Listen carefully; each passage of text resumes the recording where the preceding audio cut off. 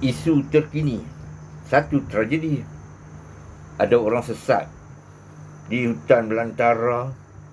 Aneka masing-masing punya pendapat bercerpin, menduga disorok jin lah, dicolek bunian, diterkam haiwan liar. Macam-macam andaian keluar. Harus berhati-hati.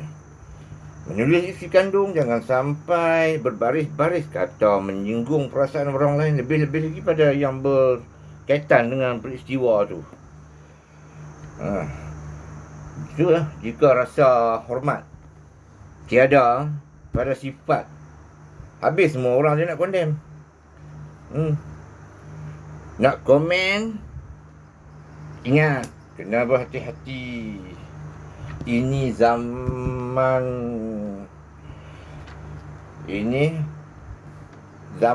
apa? Zaman teknologi. Kita menginap di alam serba global. Andai perkataan terungkap huruf-huruf masa bernovel, sedap cakap saja, menyampaikan perkara-perkara mengarut yang bukan-bukan direka. Sekejap saja viral, tersebar di sana sini, ditonton umum. Segelintir insan menahan geram bila tersedar dia tu perbuatan dia tu salah, mulalah beralasan. Tak ada niat apa-apa pun, hanya sekadar nak bergurau senda, usik-musik. Gurauan manja, kepala otak gurauan manja macam tu sampai dah sangat keterlaluan lah. Dalam cerita pun gelak-gelak. Orang yang tak gelak pun mana yang kelakarnya? Kau sendiri yang gelak. Kalau isu ni tak timbul,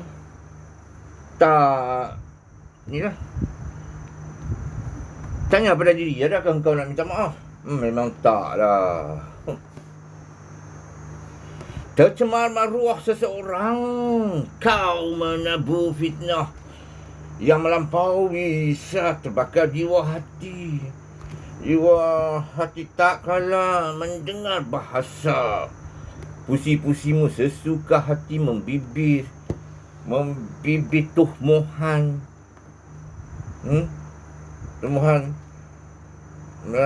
Tumbuhan menghina, mengeji, juga bercampur ejekan yang tak sepatutnya lah.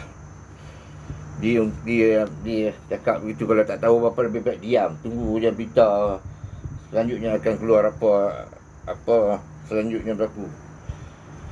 Sebegitu senang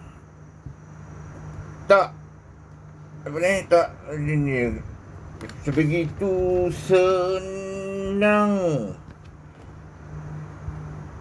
nak minta maaf, nak minta keampunan, terus melulu, mau tegeh-hegeh lah. Dah mengguriskan hati orang. Senang orang tu nak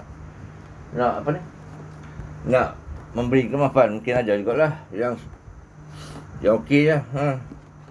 Masa kau menyulam bicara, mengapa tak nak berfikir terlebih dahulu?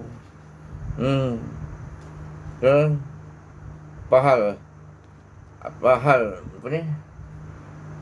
setoteh dengan mulut kau tu yang tak ni, saya tong kata